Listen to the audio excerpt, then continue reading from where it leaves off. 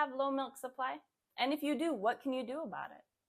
For the past 5 years, I've been working with mothers to have a more enjoyable postpartum and breastfeeding experience. And in that time, I've worked with mothers who medically are low producers and others who, by circumstance, have low milk supply. So in this video, we're going to figure out which category do you fall into and exactly what can you do about it. What causes low milk supply? Let's break it into two categories: medical reasons and circumstantial reasons. Within medical reasons, you have a pre-existing condition that affects your mammary glands. So biologically, your body is affected and is typically unable to produce the baby's full amount of milk needs from your breast alone. If you have PCOS, if you've struggled with infertility, if you have insufficient glandular tissue or hypoplasia, certain thyroid conditions, all of these can contribute to low milk supply. If during pregnancy you notice little or no breast growth, after birth you had no engorgement, 3 more days after birth you didn't notice that.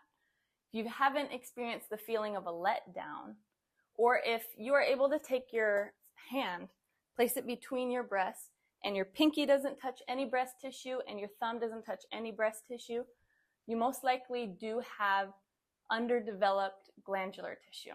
I have worked with mothers who had spent weeks and hours pumping and triple feeding and power pumping and eating every cookie and herb that they could possibly find, and nothing was working. Nothing was working. And they felt so discouraged. And if you fall into this category, if you're saying, yeah, all of this sounds familiar, yes, I have been diagnosed with this, I just want you to know something really important. You are not insufficient. Your body is not broken. It is okay. It is okay to supplement. It is okay to combo feed. Every single drop of your milk counts.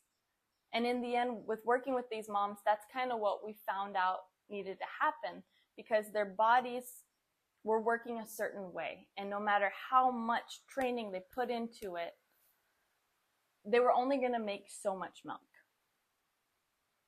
But every drop counts. Every single drop counts and is magic and is medicine for your baby. Now, if you don't fall into this medical category, you're probably in the second one, which is circumstantial. Within this, I've broken it up into 3 different categories. Category queen: delayed milk production, medication, and habits. Now, 44% of birthing women are going to experience a delayed milk production. What does this mean? Well, after we have our baby, we have our colostrum, which is that sticky, yellow, golden milk that only comes out in a few drops. This is milk. This is your milk.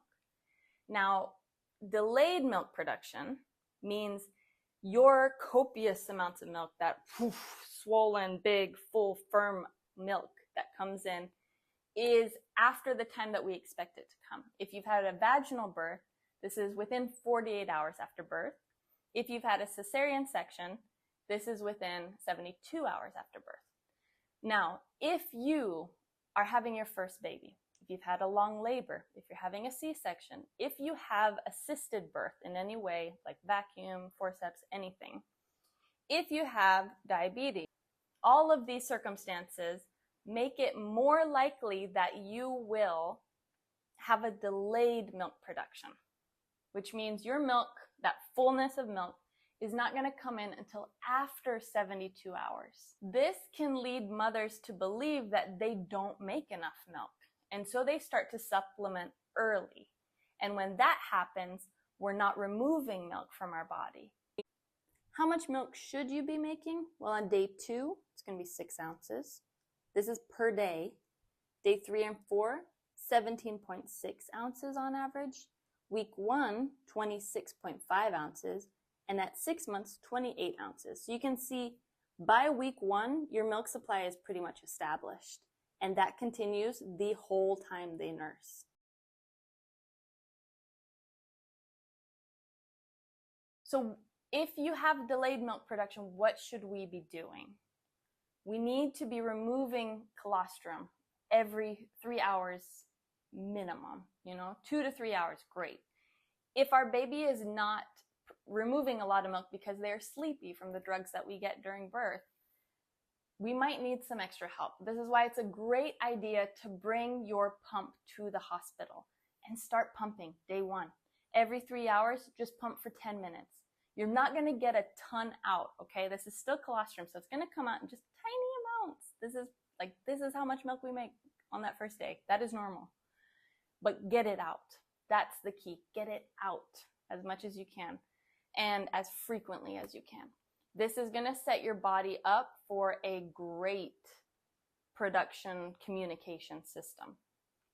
This part is medications. Certain medications that we're on after birth or for allergies can reduce milk supply. Now, if you have certain medications that are affecting milk supply, you can talk to your doctor about using an alternative. How do you know if you are ineffectively or insufficiently removing milk? Well, are you pumping for more than 20 minutes and you're still very full? This could be a sign that the pump is inefficient. It's either, could be a flange size thing, could be the duck bill valve, could just be that it's not a hospital grade electric pump, which are the best options, honestly. The first week after birth is pivotal in establishing a healthy milk production volume for your body. You want to make enough milk, right? We all do. We all fight for this. That's why this is such a common topic.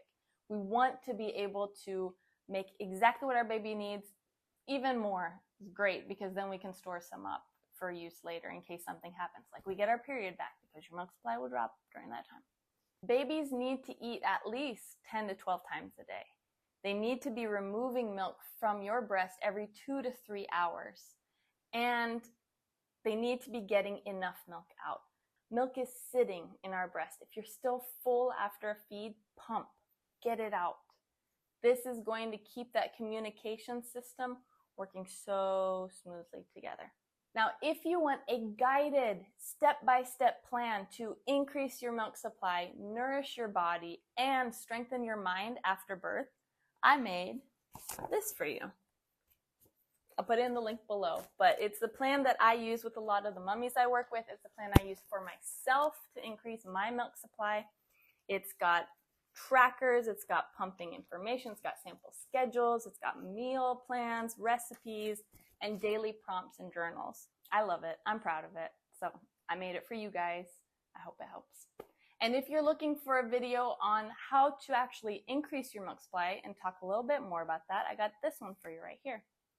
But hope it helps. Love you. See you, pizza. You're a great mom.